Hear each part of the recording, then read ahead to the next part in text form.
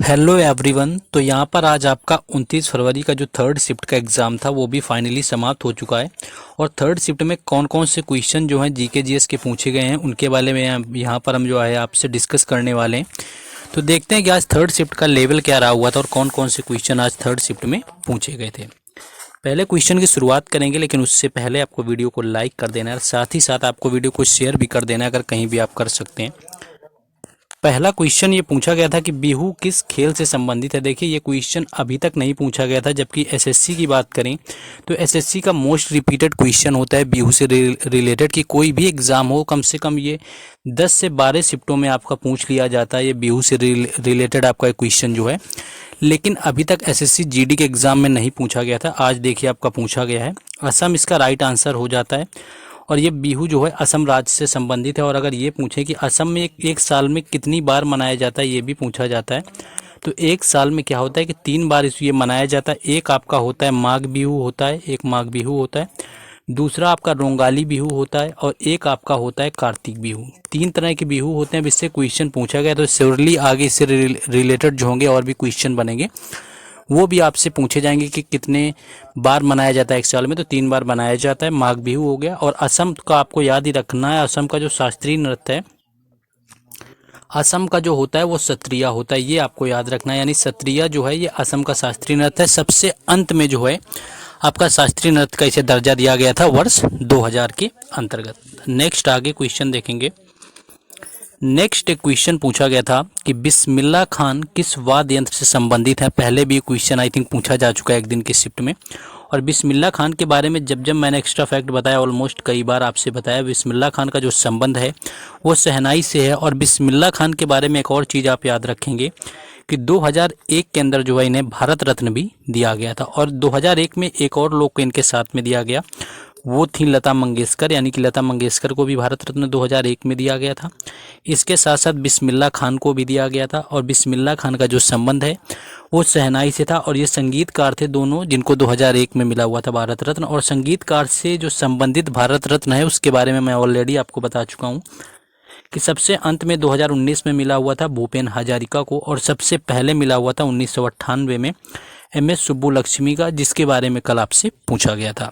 Next question आगे देखेंगे आपका कौन सा पूछा गया।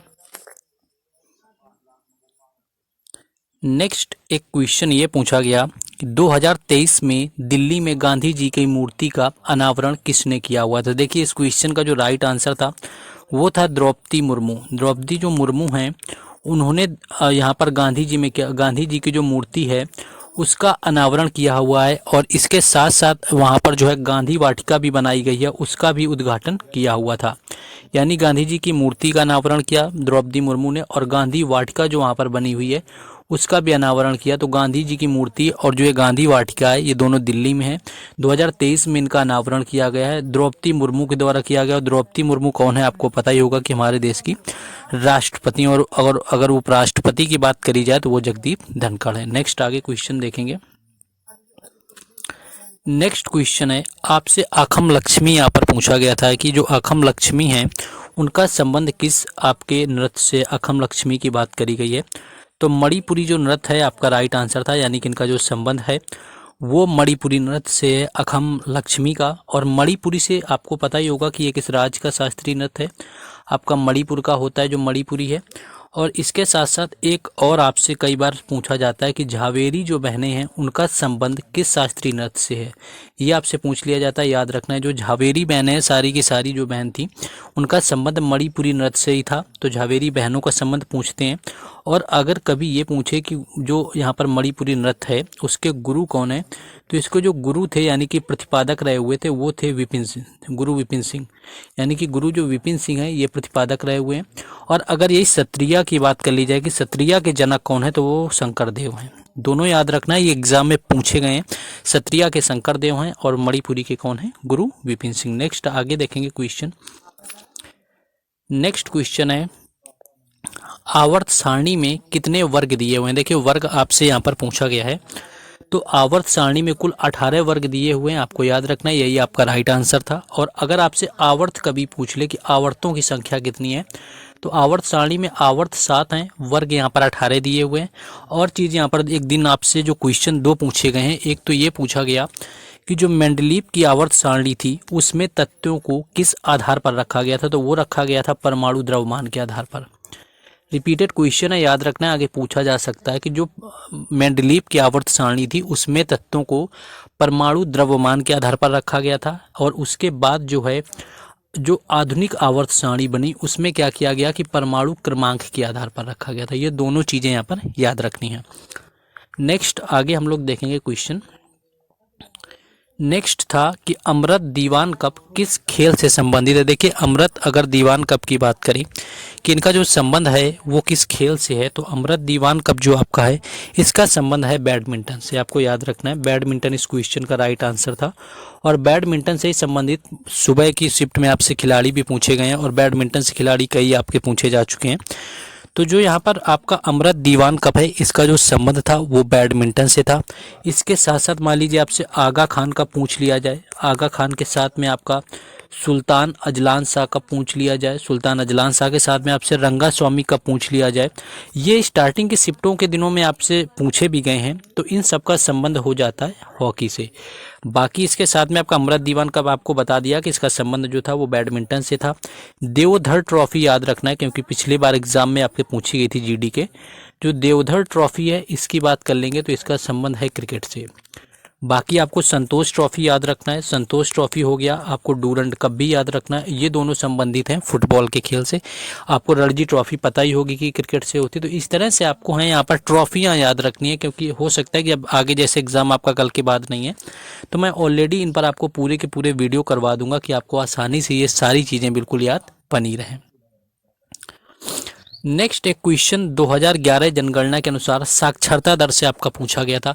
अब साक्षरता दर में ओवरऑल साक्षरता पूछी थी या किसी राज्य की पूछी थी, आपसे सब बता देंगे यहाँ पर। अगर आपसे पूछी गई ओवरऑल साक्षरता कितनी है तो 74% 04%, यानी आप समझ सकते हैं कि लगभग 74% जो है भारत की ओवरऑल जनसंख्या थी। आज़ादी के समय 18% यही जनसंख्या थी। और दूसरी चीज़ सबसे अधिक साक्षरता केरल की है राज्यों के अंदर। अगर आपसे यही पूछ ले कि आपका केंद्र शासित प्रदेश में किसकी है तो वो लक्षद्वीप की हो जाएगी। सबसे अधिक अगर आपसे ये पूछे कि आपका, चलिए यहाँ पर सबसे कम की साक्षरता बात करें, ये आपकी बिहार की आ जाती है।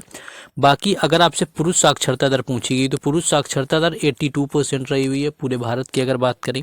और सबसे, और यहाँ पर महिला अगर पूछ ले, महिला साक्षरता दर भी एक दिन पूछा गया था जो कि 65% रही हुई थी, ये भी याद रखना है। बाकी महिला साक्षरता दर या पुरुष साक्षरता दर में अगर राज्य पूछे तो उसका आंसर केरल ही होगा। तो आपको देखना है कि आपका क्या क्वेश्चन यहाँ पर पूछा गया था। नेक्स्ट आगे बढ़ेंगे।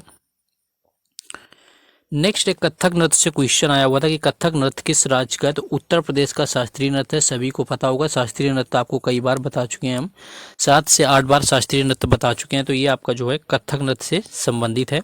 और बाकी इससे जो संबंधित कलाकार होते हैं वो बिरजू महाराज हैं, यानी, और उसके साथ में लच्छू महाराज, जिनके भी कलाकार के अंत में महाराज आता है वो यहाँ पर कथक नृत्य से संबंधित हैं।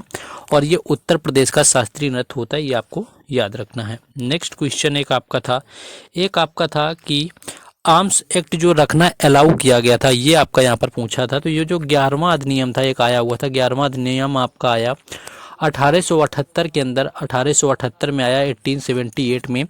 इसके तहत क्या किया गया कि लाइसेंस मिलने लगे थे, यानी कि शस्त्रों को रखने की, यानी कि आर्म्स एक्ट आया हुआ था 1878 में, जिसके तहत लोगों को परमिशन दी गई थी, अलाउ किया गया था कि वो जो होता है ये आपके लाइसेंस प्राप्त करके हथियारों को रख सकते हैं। एक क्वेश्चन आपका शायद पूछा गया था कि केलूचरण महापात्रा का संबंध किससे है, ऐसा कुछ पूछा गया था केलूचरण का।